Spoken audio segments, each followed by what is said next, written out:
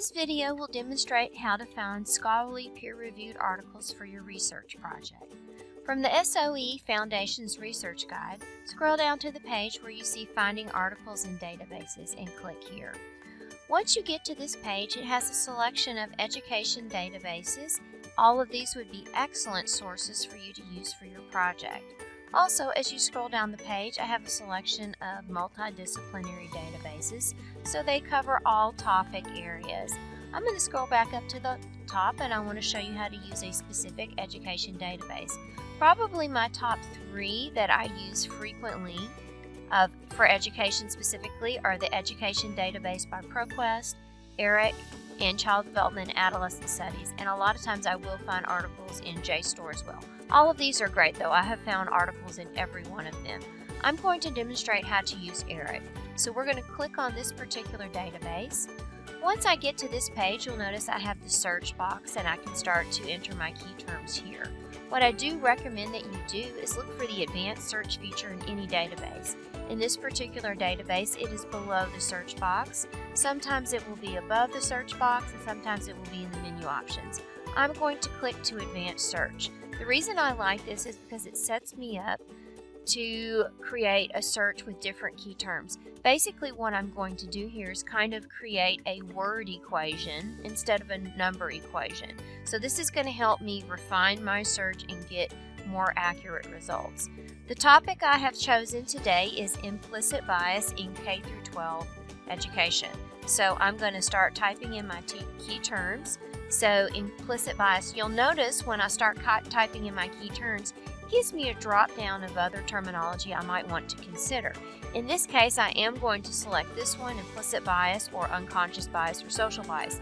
These are all terminologies that I may not have thought of on my own, but they're definitely related to this topic, and I don't know how the author may have worded this in the research article, so I'm going to select this one. My next key term that I'm going to select is K through 12 because that's my focus for this project. So I'm going to type in K through 12, and you'll even notice that in K through 12 I can select any one of these, and it will give me different terminologies that some of the articles may have used. So I'm going to select this one because it seems like it is inclusive of all the K through 12 terminology that I might need.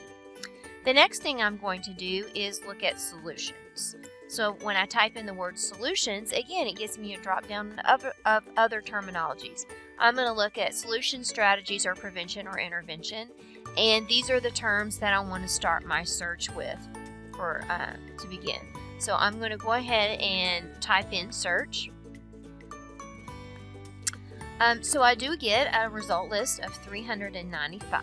So that's a large result list. I want to narrow this down to get more concise results. So there's a few things I'm going to recommend that you do.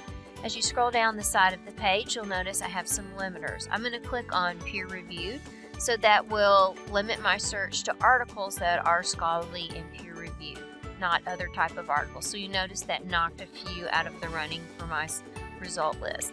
Also, what I'm going to do, I have different source types I can choose from.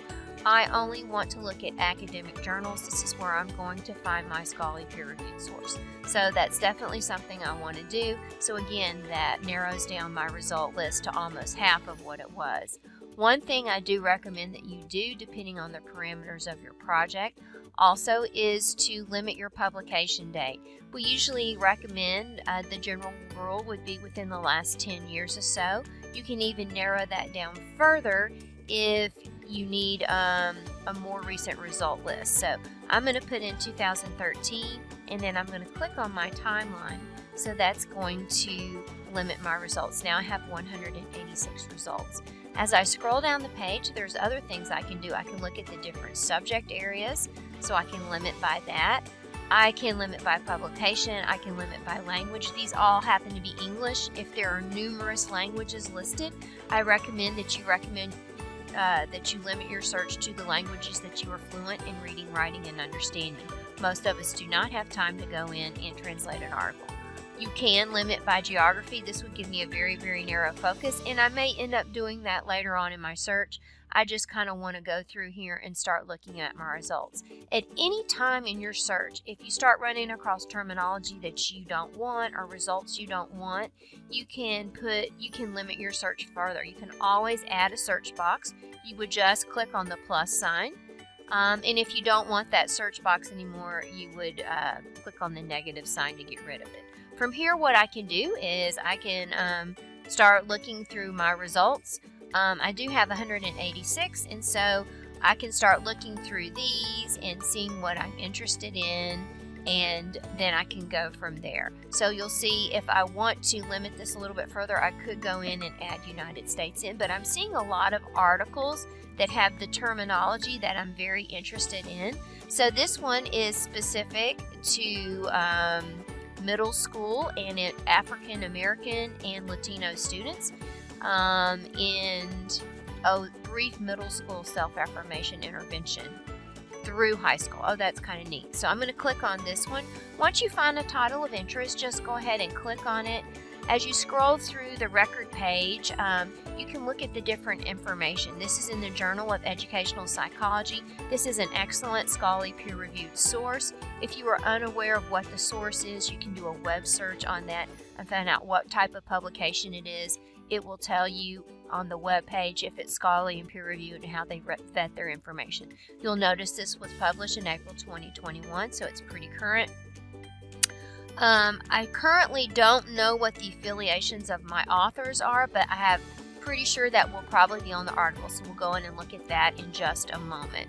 And as we scroll through here, it is giving me descriptors, and it's also giving me an abstract of what this article is about. And it looks like they had a sample size of 802 students, so that's definitely a great sample size. I can go through here and read this and determine if it's the type of information that I'm looking for. If I have determined it is a good article for me, one of the first things I recommend that you do, even if you go in and print this article or download it, I always recommend that you email it to yourself. So over here on the side, click on that email button. And once you get to this page, enter your GGC email and then make sure you select citation format so that you get that APA citation. When you send this article to yourself, you will get the PDF, the APA, a clean APA citation that you can copy and paste, and you will get a permanent link back to your article. That's very, very important. Let me show you about the permanent link. You see this little link mark here. This creates a permanent link to my article. If you are unsure if it's the type of article that you need, if you want to send it to me, if you want to send it to your instructor or another classmate, make sure you click on that link button to get that permanent link. And that is what you will send to your recipient so that they can link to the article. The reason I bring that up is a lot of times students and professors will grab the web URL up at the top of the page, and that's the link for the search. You want to make sure you grab the permanent link. Also, let's just go in and look at that citation. We'll talk about citation in a different video, but I do want to look at the citation. So all of our databases have citation generators, and this is a great place to start for the background of your citation. You could copy and paste this. I do recommend you copy and paste it from the email that you got, because this is going to come up in a different type of font with a gray background. You're going to have to play with that if you take it from the email that you've gotten. It's a clean citation to copy. What I see within this citation, all of the words after the first word in your article title should be in lowercase, and then it's going to be the same if there happened to be a semicolon here. Then this word would be capitalized and all the rest would be lowercase. So you would have to correct that. And also, I do not see a DOI or a digital object identifier. That is something that you will have to add to your article. So usually that's placed on the article, and we'll go and we'll look at the article in just a moment. Also, I just wanted to point out there's other tools down the page that you can use, one of which often our articles will have a listen to feature. So if you do not have time to read the article, you can listen to it, or if you learn better by reading and listening, you can do that at the same time. You'll notice I have two versions of my article, HTML full text and PDF full text. I prefer the PDF, so I'm just going to click on that, and you will also receive that if you have emailed it to yourself. Once I get into this article, I can go in and look at this. This is again in the Journal of Educational Psychology. You'll notice I did not have that DOI earlier, so you'll notice I do have a DOI right here on this article. So that is what I would add to the end of my citation. I do notice that it's in the older format. It should be https://doi.org/ with your alphanumeric code. I will show you a page that will help you with that later. As I go through here, remember I didn't know anything about my author affiliations from the record page, but here it tells me that this particular author is with Arizona State University, and these two authors are with the University of Wisconsin-Madison. So that gives me a little bit of information about the authority of them. So I already know that this is an authoritative resource, and now I know that these authors have authority to speak on this topic because they are likely professors at these universities. I can scroll through this information. Again, I've got an abstract which I've read already, but this gives me a good indication of the content. And now I can start scrolling through my article and reading the information. And you'll notice it has one way to show that it's a scholarly peer-reviewed source is that it's going to have citations, scholarly citations all throughout it. And you'll notice they're citing where their education is from. Also, it gives me more information about the author affiliations in this paragraph here. I can scroll through here and grab this information. It's going to tell me how they did their intervention and the results of that, and I can go through here and grab all that information. It tells me the methodology, how they got their sample size, how they collected their data, and so forth. Also, at the very end of this article, you're going to have it's got results, it's got charts throughout it. Usually towards the end it'll have a conclusion, and sometimes it will talk about limitations of the article. And then here's my reference page. I've got a vast reference page. I've seen great scholarly articles have anywhere from 10 to hundreds of references, so it just depends. So you'll know that that is good information. Also, if there's specific terminology that I want to look at throughout this article, just to make sure to vet it a little further, I can use my Control and my F key on my keyboard. That creates this search box up here, and then I can use that to search for any terminology that I might want to. Let's see if it has anything about racial. It mentions the word racial bias. Didn't mention racial bias, but it does mention racial. Let's see. Anyhow, that's just an example of how I can go through and look at the information, and if I'm looking for certain terminology inside of my source. So let me go back to my result list. So I'm going to click back to my result list. I can continue to scroll through my result list. I can also, if I want to narrow this down, if I want to put in United States, just to get a more narrow focus, and I clicked on those key terms, and this will just change my search a little bit. So you'll notice now I have 45 articles. I have much more narrow focus, and I might want to just kind of scroll through those results and see what I see in these results and use some of those particular articles. One thing that you can do, let's say you have gotten your search the way you want it, but you don't have time to scroll through all the articles today. Underneath the share button at the top of the page, you can scroll down to the bottom and create a persistent link to this search. So you can copy and paste this and save it, and then the next time you want to pull up your results, you will just click on that link, and then here's my results. All I did is pull up that link on a different page, like I was accessing a different page. And it's got all my key terms and all of those great articles that I wanted to see. Also, by doing this, you can copy and paste those terms, and then you can take that.